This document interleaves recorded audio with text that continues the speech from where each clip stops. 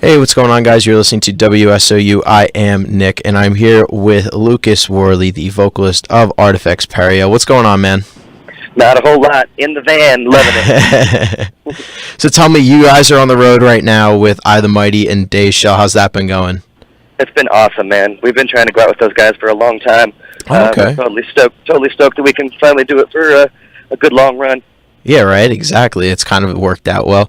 So, I mean, that's a perfect kind of lineup, I feel like, too. I was listening to the new album, and it has a very unique, sound to it. But I had that, the vocals especially, you have a little, you and Shaylee with Shell, there's a little bit of a similarity I see in there. Yeah, I've definitely heard that comparison before. I've also heard a comparison to Brant from the Mighty too. So, okay. Yeah, like you said, it's definitely a good fit for us for sure. Right, exactly. So, I mean, touring itself, you guys have been hitting the road a lot. You have a lot of, you had the Norma Jean tour and all that cool stuff. So how is it to be, getting on these tours, pretty early on, the second album you guys have put out, and this is pretty big tours. Yeah, it feels good, man. We've been fortunate enough to get to be a part of some awesome bigger tours and some awesome smaller tours too. But yeah, we've been stagnant for the last little bit. We finished recording the record in March. And then have been kind of just hanging out this summer and saving up and trying to bide our time until a nice big opportunity came along. And like I said, we've been friends with the I the Mighty guys for a while and did a short little run with them last year and have just been really trying to make something happen. So we're very, very excited to be out with them. Okay, and now this is behind the new album Passengers, which just came out last week. How has it been expectation-wise so far? Has it been, what you thought it would be? Yeah, man. I mean, any time you release a record like that, it's always beyond expectations as far as the amount of people jamming it and the feedback we're getting. Like I said, for us, we've been sitting on this record for 6 months now. Oh yeah. We're all tired of listening to the songs. definitely cool to have everybody else's ears on them now. And yeah, first day was great. First week sales are going good. We're definitely stoked. Hopefully keep up the momentum. Awesome. Now I wanted to talk to you about kind of, I guess you can call it, would you call this a concept record? Sure. Now, I want a little bit of background because I was very interested in kind of where you were going with it. So the last album, The Time and Place, it was kind of, from what I read in the release, it was kind of, taking you out into space. And now you're kind of like looking down from space. Yeah. So is there like a connection between should you listen to them kind of to get the same idea? I mean, you sure can. Time and Place was a concept in unto itself as well. Right. Maybe not as thoroughly executed as we did on Passengers, but Time and Place was literally trying to look at the reality of time and place and what those two things are actually, and then what they mean to us as people. Right. The last song on that record is called Overview, and it was inspired by what's called the overview effect, which is, I guess you could call it a condition. It's something that happens to astronauts coming back from, spending time on the space station or something like that, being able to kind of be up there and have an overview of the world and everything on it, and coming back and kind of realizing all the silly things that we're doing down here to each other and to the planet itself and that kind of stuff, when really this is kind of all we got. Right. So we took that, and upon talking about what we wanted the next record to be about, we hadn't even really thought about kind of bridging them yet, but we knew that we wanted the record to be kind of about the woes of society, kind of the problems that we see both in the way that people act towards each other and themselves and, the planet, like I said. And it just kind of ended up working out that the last song on Time and Place kind of left you in space looking at the planet, and the first song on Passengers, the little intro track, Reentry, is kind of supposed to be the listener coming back down to Earth after kind of having had that epiphany and having seen that, wow, this tiny blue wet ball is really everything that is our existence, everything that we know, and then coming back and being like, why are you guys killing each other? Why are you?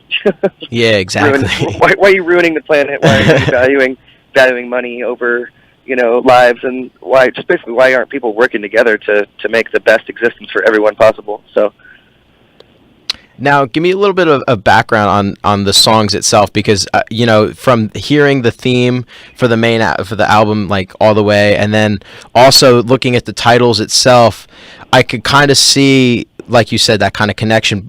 But what exactly did you want to kind of get, through these songs, like Soft Weapons, Paper Ruled All? Like there's definitely social context within that, I can tell. Sure, yeah. So, like I said, when we kind of first started talking about what we wanted the new record to be about, we all sat down and just kind of wrote out, 4 or 5 problems that we each saw. Right. Whether it be the problem. So you can take Soft Weapons as an example. Is about kind of propaganda in an all-encompassing, term of it. Okay. The fact that media is the way that it is and is very controlled, but also the fact that kind of society in general is kind of propaganda. Everybody kind of feels like they're supposed to keep up with the Joneses and fit into this kind of mold of what we think, life is, and what we're supposed to be doing. And then in reality, people don't spend enough time thinking for themselves and really making decisions based on what's best for them and their community and the people around them. It's all just kind of spoon-fed to us. So each song kind of has its own little theme within, stuff like that. So Paper Ruled All, that's another one that you mentioned. That's kind of our money song. Oh, okay.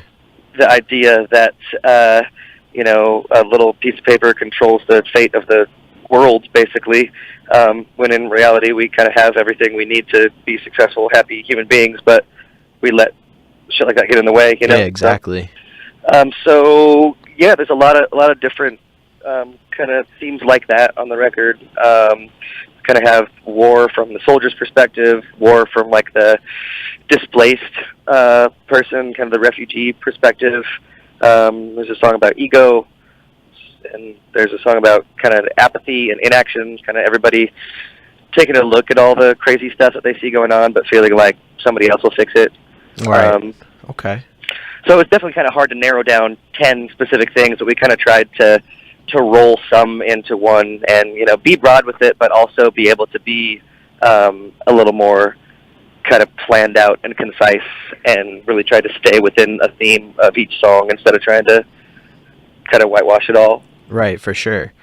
And now, when you go through the process of this, is the music itself written first, or is that, when do you sit down and talk, all right, these are like kind of the concepts we want? Do you kind of do that first, or do you do the music first? Generally, the music's done first. Okay. At the same time, there's always kind of stuff in the background thinking about the content of each song and that kind of stuff. But right. For the most part, we try and hash out just the straight instruments, everything first, and then Jamie and I, other guitar player who also writes a lot of melodies and lyrics too, we'll kind of sing nonsensical words over the songs until we kind of get a solid melody, and then we'll go in and decide, okay, this song feels like it should be about this specific thing, or this song is a little bit heavier and more aggressive, so it should be about, institutionalized racism or stuff like that, Right. So now... my bad. I didn't mean to cut you off. No, you're fine. I was going to say that's kind of the gist, yeah. Okay. And now, that was the thing, too, is the writing process for the music itself. I found it very interesting, especially it was you're very hard. I mean, it's a good thing to be that way. You're very hard to put a label on sound-wise, which I like and I think is good because it makes you stick out. But, from what I had seen from a lot of places, people were calling it like spacey, progressive, post-hardcore, which I thought was a pretty good representation. So tell me kind of how did you kind of come about, your direction-wise, since it's such a wide experimental kind of thing? Right. We hate genres. My least exactly. favorite. What kind of music do you play? I have no idea. But that's good. I personally think that's the way to go. Yeah, space rock sounds cool, but I don't know what it is. I think us having 6 people in the band and really kind of letting everybody do their own thing. I mean, we're not trying to sound like anything. We're not trying to fit into a specific genre or label or anything. We just kind of write what feels good. So right. We've got the songs that are very Dance Gavin Dance-esque and fast and very, very technical and kind of heavy, and what you would call that classic, post-hardcore or whatever that is. And then we've got the stuff that's just straight up vocals and piano, which, almost an R&B driven type of thing. I think in us not trying to label ourselves or limit ourselves, we kind of open up a little bit more of kind of playing ground for us, and we're able to express the ideas within the songs a little bit better, because we can kind of, work hand in hand, not necessarily like tailoring songs to content, but just being able to have the soft and the heavies. Right, exactly. And I think that it works also in your favor when it comes to hitting the road as well. Like you've done tours with heavier bands like Norma Jean, you're doing the tour with I the Mighty, so that there's that balance. You're definitely not pigeonholed at all. Right, yeah. I mean, we can definitely tailor a set to, like you said, bang out with Norma Jean, and then, fingers crossed, it'd be fun to do something, like Copeland or something like that. We could get that soft and be able to do that. So it's fun for us. We're trying to get better at doing the softer things. Our wheelhouse is definitely more along the lines of the aggressive rock show vibe. But as things progress and as we get older and as we kind of expand our musical palette, we definitely tend to veer a little bit more towards the softer, more intimate, intricate things, which is fun for us too. Okay. And that's what I think is interesting too, is the whole alternative, post-hardcore, metalcore, that whole, whatever you want to call that. I have seen, like you said, there is definitely, as bands have been aging, there has been kind of a progression towards that more, softer side. Sure, yeah. So I definitely can understand. Do you think there's any kind of reason? Because I think it's interesting that it's kind of all happening. I don't know. I mean, one band that I can really point to that happened with for me growing up is Thrice. Okay, yeah. Like their early records, which are super, super heavy and super aggressive. Right. They slowly kind of hone that sound and get a little more melodic, and then stuff like the Alchemy Index drops, and it's completely out of the spectrum of that kind of classic post-hardcore, which you think it was. So I don't know. It may be just a maturation type of thing.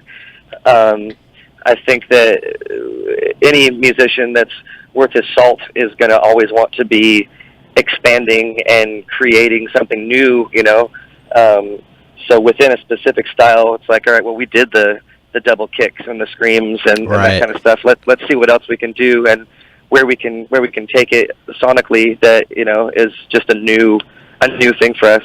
That doesn't mean that we don't like, Chugga Chugga and Wailing Out, but it's fun to be able to kind of challenge ourselves. I think as we go on, I think next record, as far as kind of sonically, we've already been talking about it, is really trying to challenge ourselves to say, okay, this song we know for sure we want to be real soft and jazz influenced, or this song we want to be on the electronic spectrum of things, or things like that. Just kind of making yourself step outside of your comfort zone and seeing what you can create within that space is fun for us. Right, yeah, that's awesome. And that was actually going to be my next question, is going off of that, where you felt like the next project was going to go. And now, since you kind of answered the musical side, the lyrical content, are you going to bridge the gap again like you did between the first two albums and kind of continue on somewhat of a theme? Probably. It'll at least be a concept-esque type of scenario. I mean, we generally try and write like that. When we have a body of music, we'd like it all to be related. As far as thematically, I don't know that we've really talked about it yet. I mean, this last record, Passengers, is much more kind of pointing the finger at the problems we see. I don't know that we really have any answers or a direction to head. I do think that as a group of people, we're pretty socially conscious and do feel like it's the artist's job to kind of be that kind of window into the current socio-political, economic kind of thing that we're all kind of sharing this time together. So it's kind of our job to put a soundtrack to it, I guess, would be one way of putting it. No, I agree with you though. Yeah. So I don't know that it'll be in the same realm of things, but I think both Jamie and I's writing style we have a lot of similar things to say, and I don't think we're done saying them yet. So. Right, for sure. Which is, I mean, a good thing. You got to get your voice out there. Yeah, for sure. Right, and that's why I really enjoyed this album and your past work is because I really do give that extra little push to those bands that definitely take, issues that are going on and put a voice to it, like you guys. Silent Planet is another big one. It would be awesome if like you guys did like a tour or something, because you both have that same, push to using your voice to, bring these issues to attention. And I really do think that it does get people talking, because just from going to shows where compared to where bands don't have messages compared to where they do, you definitely see people are gaining awareness. So I definitely do like that bands, especially like you guys, are doing that. Right. It's hard to not get preachy with it. That's where you can't. There's the line. There's definitely a line. Yeah, we actually did a little run with Silent Planet. Okay. Last year, it was just a few dates. Those dudes are awesome guys, and we'd love to go out with them again. Yeah, that'd be awesome. They're definitely enjoying some success right now. So we're proud of them. Yeah, I think I've done probably 5 interviews with Garrett. The dude is ridiculously awesome. Yeah, awesome. Yeah, but that's something that I definitely enjoy, is the concept behind the album itself too. Is there anything you want to say to wrap it up? That's all I got. Honestly, man, just come see us. Tell everybody to come see us. Sure.